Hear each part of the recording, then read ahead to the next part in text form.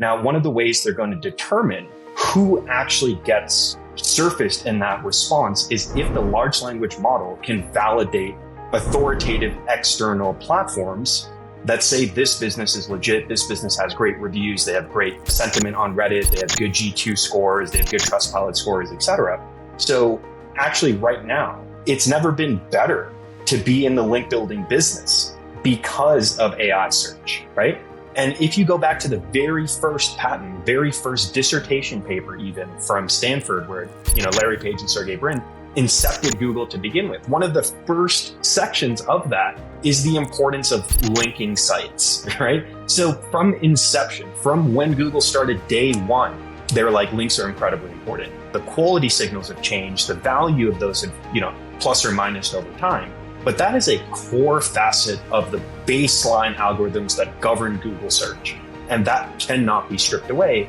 And again, now that we're seeing how important large language models are, we see this resurgence in the importance of links as well. Okay, another way to simplify the concept is think about the backlink as the icing on the cake, not the whole cake itself, right? Like the cake is the website, the content, the technical infrastructure, and the backlink is that cherry on top that gives you that little bit of edge, right? But if you had nothing and you just hammered, now you just got a big bowl of icing. We're also seeing, people doing a lot of their native searching in AIs and not actually starting their journey in organic search. So I think the industry is shifting towards a blended search experience where some portion of the search stays in Google land, some portion of it bleeds into social, some portion of it bleeds into AI. For this episode of SEO On Air, we have a great guest, Arman from Search Atlas. We've spent some time chatting already on a different call, and I'm excited to kind of follow up on a few of the pieces that we've discussed in our last conversation. So welcome to the call. Appreciate you having me here, man. I've been, a long-time listener, first-time speaker. Appreciate you guys having me on here. This should be a fun one. And excitingly enough, I'm in Utah, and I found out that you're just a few miles away from me at a hotel right now. I think we're open to share just that much. It's exciting that you're so close. I tried to invite him over for the recording, but I guess he's busy, a little too busy. So it's packed schedule here. Just for the day, I guess, right? Mm-hmm. So one of the things I want to open up with, I found it really fascinating that your history, your initial launch of an agency was so aligned with what Stan Ventures does in link building, and that's evolved into the Search Atlas platform. I know a lot of our listeners, link building is something that agencies sit pretty close to 50-50 on whether or not they think it's the greatest thing for results or the worst tactic that's ruined every customer they've ever taught. And I'd say most of them that think it's the worst have never actually implemented link building. They just assume it's the worst. Tell me, based on your understanding of link building with your history, and I think with Search Atlas, what's your opinion of link building and the strategy for companies moving forward? For sure. It's actually quite interesting. When we look back, let's say about 10 years ago, if you asked me this question 10 years ago, I would say, if you don't have a good comprehensive link building strategy, you are not going to be found online, right? And the reason for that is because Google's algorithms were very heavily weighed to this concept of external validations of claims being made on a website, right? Now, what ends up happening when we see something in SEO that works almost too well, naturally SEOs will exploit the heck out of it, right? Which is what ended up happening. You saw this massive insurgence of link farms, of shoddy PBNs, of building links just for the sake of building a link. And once Google saw that high influx of these shoddy links coming back to sites, they realized that the weight of that variable in their algorithm was too high, and they had to dampen that signal a little bit. So then we entered the era of content is king, right? Like Google said, hey guys, focus on content and user experience. Don't spend so much time on the backlinks. They're still important, but they're not the end all be all. What's really interesting about the modern landscape today with the emergence of AI search, if you will, is that paradigm has literally shifted right back to link building being one of the most important signals on the internet today. The reason for this is because LLMs, large language models, yes, they have this baseline of training data that they're all trained on, right? There's this legacy training data that the models are created on, but they often have to use RAG search, right? They have to retrieve information in real time when a user asks a question about a product, service, or business that isn't in that training data set.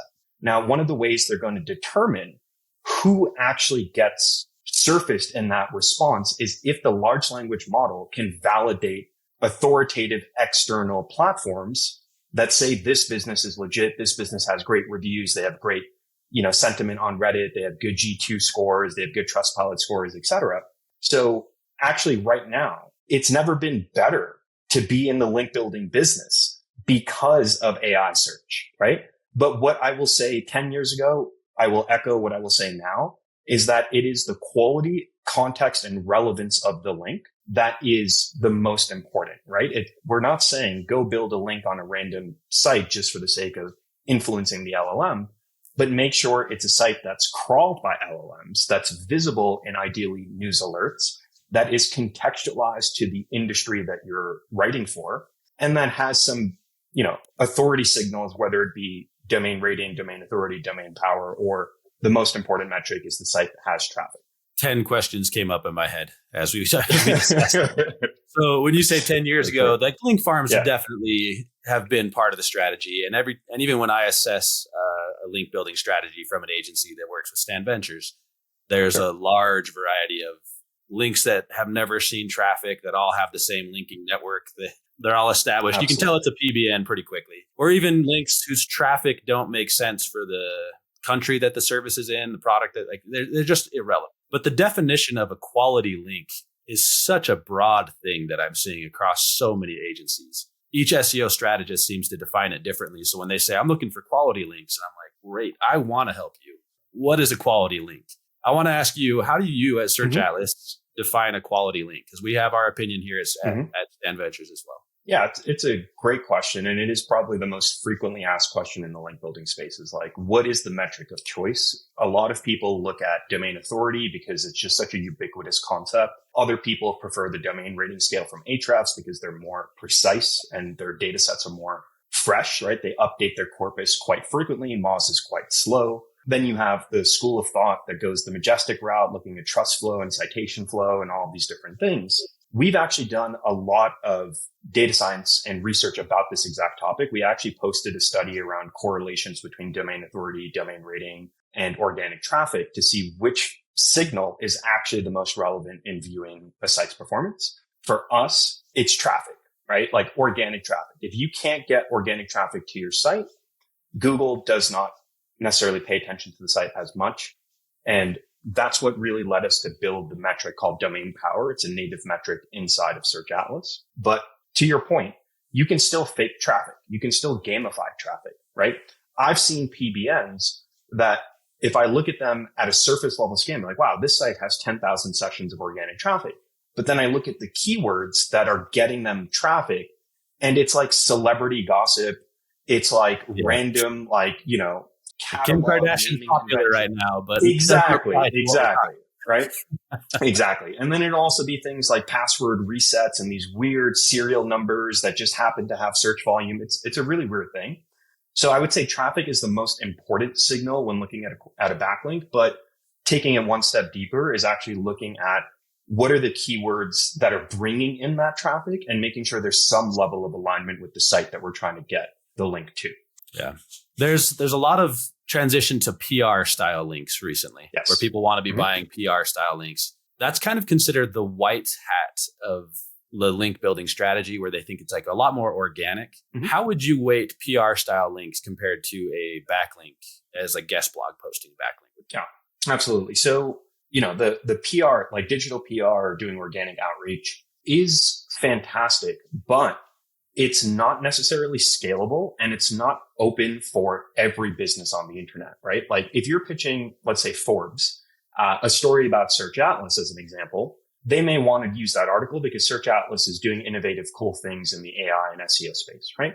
But that same sentiment is not true for your local pest control company in Birmingham, Alabama, right? Like why would Forbes want to feature this business? That avenue is effectively closed to the vast majority of small businesses on the internet, right? The other side of it is it's expensive, it's not predictable, and it's not exactly scalable. So I do think there is a strong room for PR and digital PR if you do it the right way, especially if the article contains brand mentions, which we know is very important in AI search. We want the brand to be popularized, right? Whereas in guest post, historically, you're typically going after industry related articles and embedding non-branded commercial anchor text as your linking component, right? So oftentimes in guest post, you sacrifice the brand mention for the sake of the commercial anchor text reference. So in my opinion, if you're doing proper backlinking, you're exploring all of these opportunities, right? You're doing your traditional press releases, you're doing bespoke PR outreach, you're doing guest posts, you're doing citations, you're doing cloud stacks, you're doing tier 2 links. Like, you're trying to send a distributed signal where you're influencing different areas of modern search. I like that. Knowing that like PR has a place when it's available to you is really the key, right? Not every company, not every service, not every topic is PR worthy. We had some people say that when they went public, they had a lot of success in getting PR style articles. And of course, but the local landscaper, not so much. It's more like a paid ad at that point. So. Exactly. This transitioning into like the kind of the search atlas history, but also like the transition in backlinking, we've seen a push for more brand mentions without a link. Mm-hmm. So we know that people are trying to get their content viewed overall, like on the internet, as we've already discussed, with crawlers needing to see the brand across not just a link. How are you guys approaching an industry that's been established, link building, like even within Search Atlas, there's a link building network, into an aspect that's kind of unlinked? I don't know the right way to call it, but it's just content that you still have to have a network of websites in order to post. Essentially, like you have to be doing the outreach and getting approval from the web team to get these things posted. Yeah, is that a strategy that you are seeing, that you're recommending? How does your team view that approach from? Yeah, it's a great question. To be fair, I'll give you. Yeah, we are actually we've transitioned at Stand Ventures into providing this type of service. We see it as the future of link building. Tell me what Search Atlas perspective is. Yeah, I think you're spot on. Now, historically, most guest posting sites do not want an openly advertorial or promotional piece of content about a brand, right? They don't want you to submit, here's this expose, here's this biopic all about this company and why they're the best, right? They're going to be like, hey, this doesn't make sense for our audience. This is very clearly a promotional piece of content. So then the question becomes, how do we structure content to get it approved by the publication, but still have the branded mention, even if it's not linked? The best way that we've seen doing this is still creating content about the industry. The central focus of the article is not about the company. It's about the industry that the company's in. Within the context of that article, we would then take a quote from the CEO of that company and say, according to the CEO of Stand Ventures, as an example, here's how link building has changed over the last 5 years, right? Super simple way to do it, because now we're highlighting a perspective. We're citing the source of the perspective as being this authoritative subject matter expert, right? And we're able to include the brand name because we're saying this person works at this company, right? So that's one of the ways we've been able to kind of massage in some of these branded mentions into historically non-branded articles. Okay. So I think we're opening up the AI conversation a little bit now, because I want to dive deeper into that aspect of SEO right now. One of the first things I've been having fun doing is making you give me an idea as to how much you think traditional SEO still exists compared to the transition towards AI overviews and what you're doing to optimize for AI. So I guess there's a perspective of the customer that like AI is everything and I have to go after AI. And you're kind of talking people off of cliffs a little bit to say like, well, as it exists, SEO is still an essential part of AI. We still have to do it. I'm making people give me like, hold up a number of fingers into the percentage, like 1 through 10. What percentage do you think, being like 10%, 20%, up to 100? Right? What percentage of traditional SEO is still an essential part of the customer's current marketing campaign? How much of it is transitioned to AI and how much of it is still traditional SEO? Is the question clear? It's a very clear question. It's a very astute question given the modern landscape, right? So we've done, again, a lot of data science around this. I'm happy to share our white papers and research papers about this exact topic as well. What we're seeing right now is about 7% of the SERPs are resulting in AI overviews, but we're seeing that number climb almost daily at this point, right? Now, one thing to clarify is that people think about AI search and traditional SEO as two totally separate channels that do not interact with one another. This is not the case, right? So let's kind of think about this of how LLMs work to begin with, right? LLMs, large language models, are built by engineering teams, right? There's a committee somewhere at OpenAI. There's a group of people at Grok. There's a group of people at Claude that are responsible for training these AI models as they're building them, right? So there is some inherent bias based off of what sources each one of those respective companies decided to feed into that data set, right? So for example, OpenAI may be leaning a little bit more left. Grok may be leaning a little bit more right based off the sources that it's feeding into its training corpus, right? So it's hard for us to influence that. We can't necessarily go and say, hey, Elon, like use this source when training Grok instead of this source when training Grok. We can't really do that, right? But what we can do is optimize for all of the content and context outside of that baseline training data. So then the question becomes, where do these large language models get their data from? And the answer is actually different from each LLM. So Google, for example, or Gemini has the benefit of being powered by Google SERPs because it's a Google product, right? OpenAI, yes, they did, scrape Google's data originally, which is actually why Google just put a clamp on the num equals 100 in the SERPs because they want AI companies to stop scraping their data.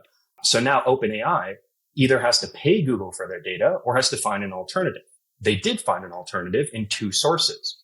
One is Common Crawl, which is a publicly accessible crawling infrastructure. And the other was Bing, right? They did a partnership with Bing to mine Bing's data sets instead of Google's data sets because the economics made more sense for them, right? Similarly, Claude partnered with the Brave search engine and say, hey, we're going to mine your data set. Perplexity said, no, we got this. We're going to scrape the internet ourselves, right? So the thing is, each one of these LLMs have a different source that they're pulling this real-time information from. But all of those sources are online sources. So if you want to be surfaced in large language models, you first have to be surfaced in Google search, in Bing search, in Brave search, in Common Crawl, in order for your information to be retrieved by the RAG models, right? So then it becomes, well, how do you influence Google? How do you influence Bing? How do you influence it? Well, that's SEO 101, brother. That's what we've been doing for the last 25 years, is it not? Right? It's funny so that it came back to like the link building aspect for me. Like if content's done well across the internet, then who do you trust the most? And it's those that have the most authority. Exactly. Like who has the most weight to actually swing around on the internet? And it's the companies that are doing the best SEO.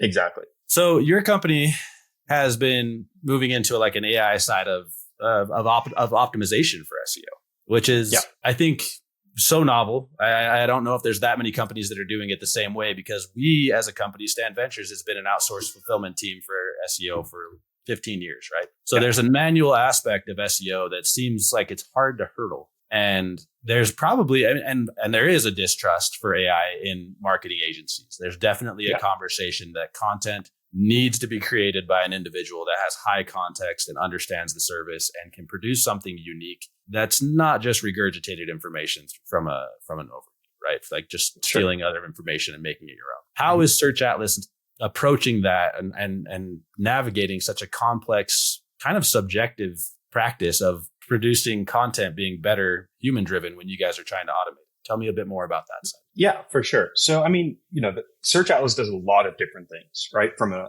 SEO and operational fulfillment perspective. One of those things is content. It's not a content tool. It's a holistic SEO system, but one of the pillars of holistic SEO is content, right? So we have to be very bullish in how we solve for content. So what Search Atlas is not a ChatGPT wrapper, right? Because if you go to ChatGPT and you say, hey, write me a blog post about the best roofing contractors in Las Vegas, you take that information, you copy paste it to your blog, you failed the assignment. Categorically, you have failed what Google has asked you to do, right? So I don't know about you, but I'm sure the answer to this is yes. Like I've had experiences where I've paid writers, I paid them upwards of 50 cents a word to produce high quality content for some of our customer accounts, only for that content to come back and be absolutely garbage, right? So just because a human has created the content does not automatically make it good. Similarly, just because an AI has created content does not automatically make it bad. The devil is in the details, as they say, right?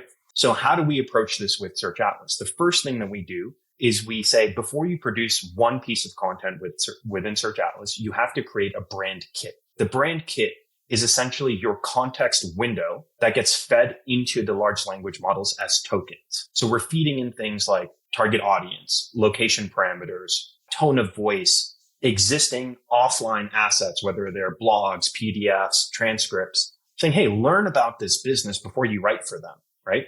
So we're feeding it all of this offline data. We're also connecting in first-party data like Search Console Analytics and Google Business Profiles.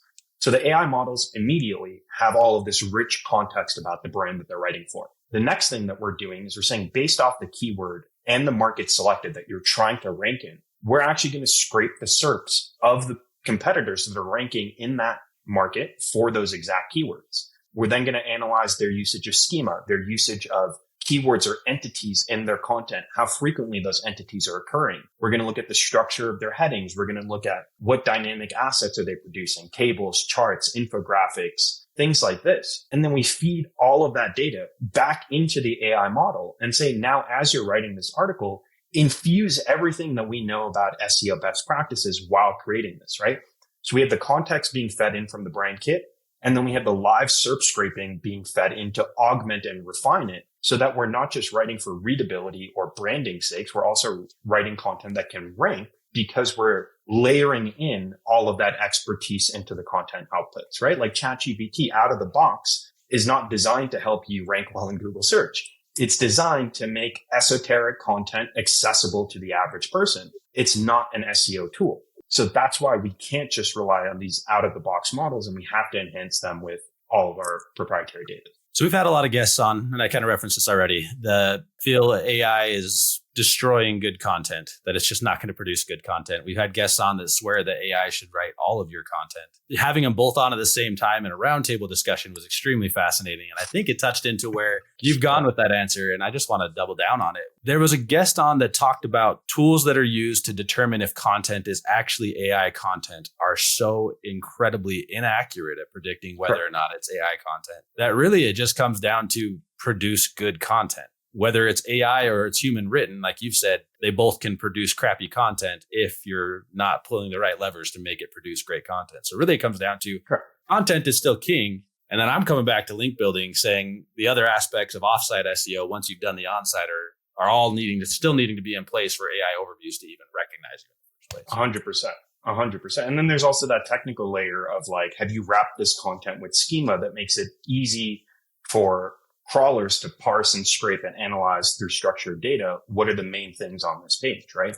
So the thing is, like, there's two very important concepts here. There's the cost function of how costly is it for, let's say, Google to retrieve information from your site. The more difficult it is, because there's, it's not structured well, there's no good technical infrastructure on the site, or the site is slow, or all of these things, it's going to be more expensive in terms of compute resources for Google to extract that. So they're going to frequent your site less and less. But the other side of it is, essentially this concept of information gain, right? Meaning, like, if you're creating a piece of content, to your point, that is just regurgitating the same old stuff, and we're not actually adding anything net new to the internet, then we're also failing the assignment, right? Now, this doesn't necessarily mean that we need to reinvent what it means to be a roofer in Las Vegas, but we need to give a fresh perspective or provide nuances of how the modern regulations today have impacted some of the pricing concessions from last year, right? So we also have to think about how do we enrich this content to provide something new to the world in a fresh perspective that's contextualized. And that's really the golden ratio of what we're looking for. And in an extremely competitive environment where everybody is now has access to tools that reduce their overall costs and teams that are overseas and other aspects of this. I'm going to dive into that aspect just a bit too. Mm-hmm. How has increasing remote work, international hiring, and other aspects of what you guys have done helped you scale? Because there's a lot of agencies now that understand that their costs to compete have got to drop because so much of their competition has found that there's talent. Talent has no borders. You can find talent anywhere in the world. Tell me a bit about how your company has navigated staying competitive on a cost of producing content. Is not all of it's AI driven. You still have to have people in the background to make some of this work. Agreed. Talk about how your team is scaled. Yeah, it's actually really interesting. So when we first opened our doors, not as Search Atlas, but as our agency LinkGraph back in 2016, 2017, we firmly believed at the time that all of our team members should be US based. They should be coming into the office, and that there's this like camaraderie and ethos that gets built when you have people in the same place marching towards the same goal, right? But we were based in New York, brother. New York is expensive to hire people. New York is expensive to live in, right? So there's only so much you can do when, especially once you start scaling and going, from 10 employees to 40, from 40 to 60, like now you have to do full benefits packages. You have to incentivize people. Man, we were doing pet insurance. We were doing 401k. We were doing all these things. It's very expensive to maintain and scale, right? So for us, our ceiling in terms of domestic talent without breaking the bank was about 65 employees scattered through content, web design, account management, sales, et cetera, right? And then when we were looking at our financial forecasting of like, how many new clients do we need to bring on at the average MRR to then justify the next 5 senior level hires, the math wasn't mathing. It just wasn't making sense. Now, also during that transition, COVID happened, and it forced us to say, look, we have to go remote because we legally cannot be in this office space anymore, right? So when we transitioned there, were you still in New York at the time? We had just shifted to Las Vegas at the time. Yeah. Okay. This was about 2020. We shifted to Las Vegas. We opened up an office in Summerlin, and we hired a bunch of people in Vegas as well. But same thing, Vegas was a little bit more open than New York, but still eventually they were like, hey, we don't really want people to be coming into this office. So it forced us to think with this remote mindset. And, we had to use some tools that allowed us to manage that. Like we use ClickUp for project and task management. We use a tool called Hubstaff for time tracking and activity tracking and things like this that helped us understand that it is possible to manage and scale a team, even if you're not, sitting right next to them. So once we realized that it was possible, we then just opened the gates and started aggressively hiring in different markets. And we kind of segmented the hires based off our needs. So for example, when we needed a lot of English speaking customer success or customer support people for Search Atlas support, for example, we wanted to target markets that had a high degree of English proficiency, right? So we actually went down to Colombia. We opened up a small office in Medellin, Colombia, and we hired some local talent there. And we also went north of the border and started hiring people from Canada because, again, the cost of living and the comparables were a lot cheaper. For engineering and development talent, we actually went to Eastern Europe and hired people in Serbia. We went to Africa, hired a team in Nigeria. We went to Pakistan and India, hired some folks there. So if we had to replicate those hires, all domestic US, the cost would not make sense. We would not be able to scale as fast as we did. And we would not have the platform we do today because we just couldn't afford all of those people if they were 100% US based. So really you were adding fuel to the fire by being cost effective and having more employees to grow your company. So exactly. That's exactly how you were able to grow so quickly. 100%. I assume it was all reinvested into the growth to do that because you guys are growing quickly, and the competition in the US, I see success from premium agencies that are established a whole US team, but I don't see the scaling aspect of what you guys have done as often. That's the real difference there. So a couple fun questions I want to expand on you then. If you could change one thing about the current SEO industry and how it operates, and even clients' perspective on SEO, what would you change about the current SEO industry? Oh man, I mean that's a loaded question. I mean, I think overall, I think it's a fun one. I like it actually. It is. I mean, I think a lot of, unfortunately, like the SEO industry there is this like predatory nature to it, right? Where people obscure what they're actually doing, and they're just like, hey, this is what I do. Just pay me my money, I'll get it done.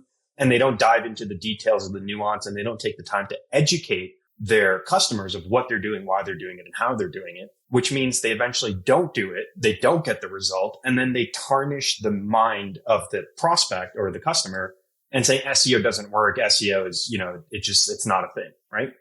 So I would really like to see kind of a shift in that mentality of like, no, SEO does work just because of the way you did it, or the person you hired, or the random dude on Fiverr you decided to trust, right? Like that may have not worked, but that doesn't then mean this whole channel doesn't work, because businesses thrive off of SEO, right? Including ours, right? It's one of our primary sources of lead gen, both on the agency and the software, is just ranking well organically for the things that we do. So that's like one of the big things I'd really like to change is this concept of SEO doesn't work through, oh, I've been burned in the past. I've been like, you hear these things all the time, right? And it's like, what do I have to do to prove to you that it works? I have to show you receipts. I have to show you case studies. I have to be transparent. I have to show you and teach you what I'm doing and why I'm doing it, which is why we're leaning so heavily now into like the education and like social media posting and explaining complicated concepts in just short, palatable formats that then ease that learning curve when we first talk to a new prospect. I think that's interesting. Again, touching on the link building stuff, because it's a huge part of what we do. Mm-hmm. That's where people feel like there's snake oil in the sales kind of thing. Like, hey, I'm not buying it because it's never worked. It doesn't work. And I'm like, there's so much data and so much success around good link building that I can't necessarily change your mind, but I respectfully disagree. Yeah, exactly. And, one of the ways we combat that is if you look at the patents, right? So we've created a 100% free GPT. You can check it right now at searchatlas.com/patent brain. And it is what it sounds like. We have fed this custom GPT every single Google patent that has ever been published. And we're just saying, learn about what Google is, how it works from Google's patent literature itself. So now anyone can go to that URL totally free. You don't need a Search Atlas account. Just go to the URL and you can ask that patent brain GPT, what is the value of link building? How does Google use links, backlinks in its ranking algorithm to figure out, what works and what doesn't work? And if you go back to the very first patent, the very first dissertation paper, even from Stanford, where, Larry Page and Sergey Brin incepted Google to begin with, one of the first sections of that is the importance of linking sites, right? So from inception, from when Google started day one, they're like, links are incredibly important. And that hasn't changed. The quality signals have changed. The value of those have, plus or minus over time. But that is a core facet of the baseline algorithms that govern Google search. And that cannot be stripped away. And again, now that we're seeing how important large language models are, we see this resurgence in the importance of links as well. I think, and I've talked more about links on this one that I probably have on any other podcast, but when I think about that tiebreaker still, right? Like, some people are going after it, trying to produce more content. But we've seen that as well be punished because content for the sake of content is not valuable for the user. Correct. And there's still a value aspect that's really driving whether or not we think it's going to be a recommended by Google or not. Or overviews, right? If you're producing garbage content and they're having a hard time finding out what the heck you do because it's not relevant, you probably just penalized yourself more than you would be helping yourself. Yeah, so totally. The last question that I have for you, we'll wrap up here. What new industry trends are you betting big on in the SEO industry over the next year or two? It's a fun one to ask you guys because it feels like you're on the cutting edge of like what SEO can do. But what is Search Atlas and what are you, Arman, betting big on in the SEO industry being a major player over the next couple of years? Absolutely. And I'm going to answer that question. There's one other point I want to just get out for the link building conversation. The two most frequent reasons that link building doesn't work. We talked a lot about the quality, context, etc. of the off page, right?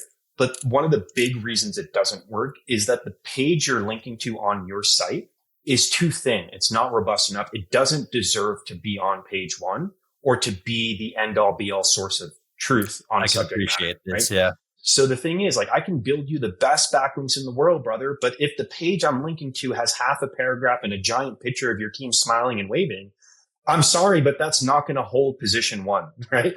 It may see a nice bump, but if the content is too thin, if it's not satisfying the search intent of the user, which is what Google cares about, I'm sorry, links alone aren't enough, right?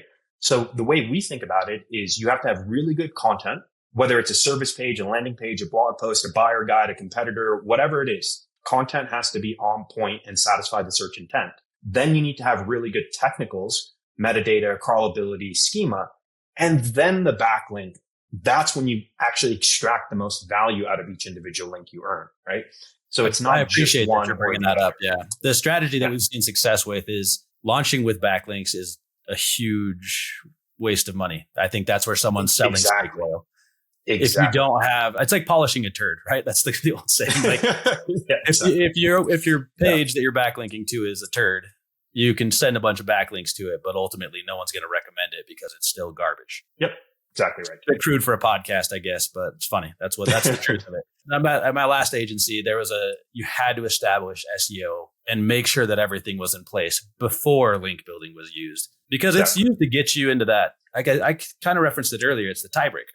If everyone's producing good content and everyone's, there's 20 companies trying to rank on page one and all of them have performed SEO to do well with their SEO. Mm-hmm. Well, how do you differentiate who should be ranked on page one? And it comes down to who's done the most. Exactly right. Who's swinging the most weight, right? Like who's the heavyweight here with their backlinks and everything else they've got established. I appreciate that, because that's not something that every agency is going to recognize either. They want to keep adding content, but there's a point where you've done a great job with your SEO, and now you need to do the offside work to make it actually be impactful. Exactly. Another way to simplify the concept is like, think about the backlink as the icing on the cake, not the whole cake itself, right? Like the cake is the website, the content, the technical infrastructure, and the backlink is that cherry on top that gives you that little bit of edge, right? But if you had nothing and you just hammered, now you just got a big bowl of icing, and what use is that? You know what I mean?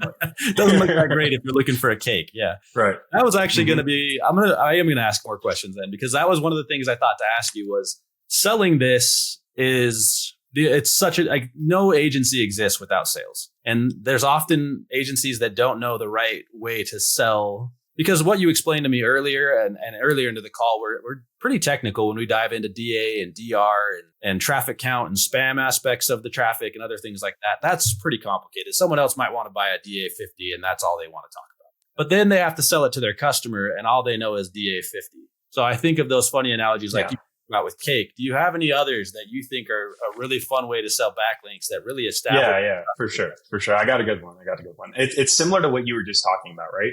So I'm like, okay, let's simplify the world all the way down. Let's say there are 10 websites that are a carbon copy of each other, right?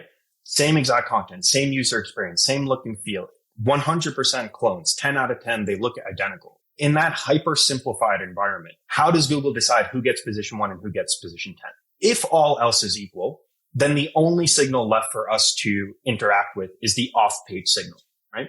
We do not live in that hyper simplified world. There are thousands of ranking factors at play. Our job is to identify out of all of these, where are you actually the most efficient? And if we plug that deficiency, where are we going to see the fastest lift soonest, right? So from that perspective, we have to then say, look, yes, you have a backlink problem and we need to solve that, but maybe that's not your only problem. Or actually, I've audited your site, your technical is great, your content's great, and it is the only missing piece of this equation is the backlinks. It's almost never the case. It's almost some confluence of those signals, right? Yeah.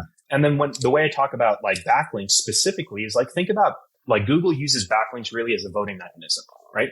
So think about it as you are campaigning to be the local congressman of your, state, right? How do you get elected is by having a lot of votes in your favor. So think about it like that. Like your backlinks are essentially your advocates, right? They're people voting for you and saying, hey, Koa's business is legit. Like the claims he's making on their site, I stand by those because I've used his service. I've checked him out. He's really good at what he does. You should go work with him too. So really links are a voting mechanism at their core. But the caveat here is that not all votes are created equal. And, a vote from Forbes is going to be great as opposed to a vote from Joe's personal blog spot that has never seen, an organic user in his life, right? I'm going to share my favorite. It's funny. I think we like the level of agencies that we probably talked to over the course of our career. It shows like I've worked with a lot of small and medium business agencies, and I talked about restaurants, right? Like if there's 10 restaurants in your area that are all like 5 stars and nobody's talking about 9 of them and all your friends have recommended one of them, where are you going? It's like you're going to where people are talking about, kind of like you're the mayor. But my favorite was always, if I told you I was the best basketball player in the world, would you believe me? You're shaking your head yes, but you're not going to believe me, right? Exactly. But I got every first grader that I know that can just vouch for me. And they say I'm the best basketball player in the world. You feel the PBN aspect of it. And I'm like, now if the influence gets a little higher, I'm not getting Michael Jordan to say it. I'm not getting LeBron James to say it. But maybe I got like a bunch of college players that are like, he's the best basketball player in the world. And you're like, I might pick him up on my team for a pickup game. You know what I mean? So that was that's a great analogy as well. Yeah. And I think, tailoring the analogy to the to individual. the person you're talking to. Yeah, I think that's really where the skill in the sales lies, right? Yeah, I'm like, so what sport do you like? Exactly. Like if I'm talking to you, I'm going to show you the patents, right? If I'm talking to a small agency, I'm going to talk to him about the first grader analogy. You know? It's fun. I mean, I think that's one piece that from the podcast, if an agency that's not used to selling it can take out a few of those like types of sales analogies and use them themselves, I think that goes a long way for their own practice. So I appreciate you sharing that. Now I'll go back to the final question I had for you, which was what new industry trends are you betting big on for the next year? What do you see happening in the SEO world? Yeah, I mean, really, it's going to be the insurgence of AI, right? Like we're seeing it already happen with AI overviews. We're seeing now Google actually start serving ads in AI overviews. One thing that we know about Google, if there's real estate, they're going to serve an ad in that real estate. They don't care what the medium is, right? We're also seeing, people doing a lot of their native searching in AIs and not actually starting their journey in GPTs, right? Or not in organic search. So I think the industry is shifting towards a blended search experience where some portion of the search stays in Google land, some portion of it bleeds into social, some portion of it bleeds into AI. And we as an industry need to adapt to all of those shifts. We don't need to shy away from it and be like, ooh, I don't do that, or it's too complicated, or no one understands how it works. Like there's a lot of people that are just saying, you don't worry about it. Don't focus on it. No one understands it. Let's just do what we've always been doing. And I think those are the agencies that are going to feel the burn in the next couple of years, right? So we need to adapt and we need to build tools and processes and workflows that help us understand these channels and understand how to influence those channels. And that's, really what we're doing with Search Atlas. And we're also integrating a lot of these things into our system and bringing in an agentic experience into Search Atlas. So what I mean by that is up until, let's say, last month, if you wanted to use Search Atlas, you would have to go into the system, go into the tool, go into certain sections, review it, click buttons, and deploy the changes. Now you can actually talk to Search Atlas the same way you talk to ChatGPT or Claude and just tell it to execute the strategy that you want, right?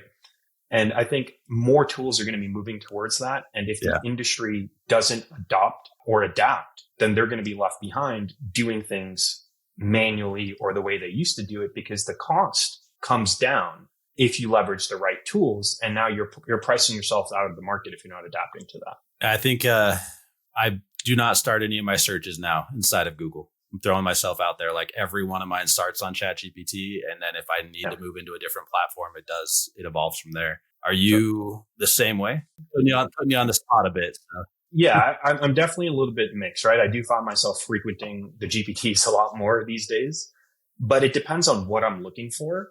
So typically when I'm looking for a product, a service, or something where I have like comparables, or I want to see a demo, or I want to talk to someone to understand the nuances to see if it's a good fit for my specific use case, whether it's personal or business, I'm actually going the Google route because I want to look at some of the social proof. I want to look at some of the case studies. I want to look at videos of the demos. I want to schedule a call. I want to talk to someone, right? But if I'm looking at like, what's the best way to make pickles or something like that? Like, cool. Like I'm going to ask ChatGPT the same way during, COVID. If I needed to Google or if I needed to look up how to cut my own hair, I don't want a long form blog post, step-by-step instructions. I want a video showing me how to cut my own hair, right? So that's why there's certain types of search that are more conducive to certain mediums. But I think the lion's share of commercial, transactional, or enterprise related search activity is still going to have Google as its primary, starting or ending point. I feel like I might be bullish on how quickly AI gets adopted from my perspective. It's interesting to hear how you're using it the other way. Yeah. I wonder how quickly, as like shopping carts get implemented inside of ChatGPT and other AI systems, how quickly people don't want, the 5 extra clicks. Just like on your website, if they can work with an AI system to produce what they want rather than navigating themselves, how quickly that changes things. But we're out of time. Arman, I'm super happy to have you on. I wish you luck on the rest of your day and whatever you have going on with today. I'll keep you on for just a second after this, but we appreciate you being on this episode of SEO On Air. Absolutely. It's my pleasure, man. It's always great talking to you. And if you ever want to have me back, you know where to find me. Absolutely. I think we'd love to. Thank you. Absolutely.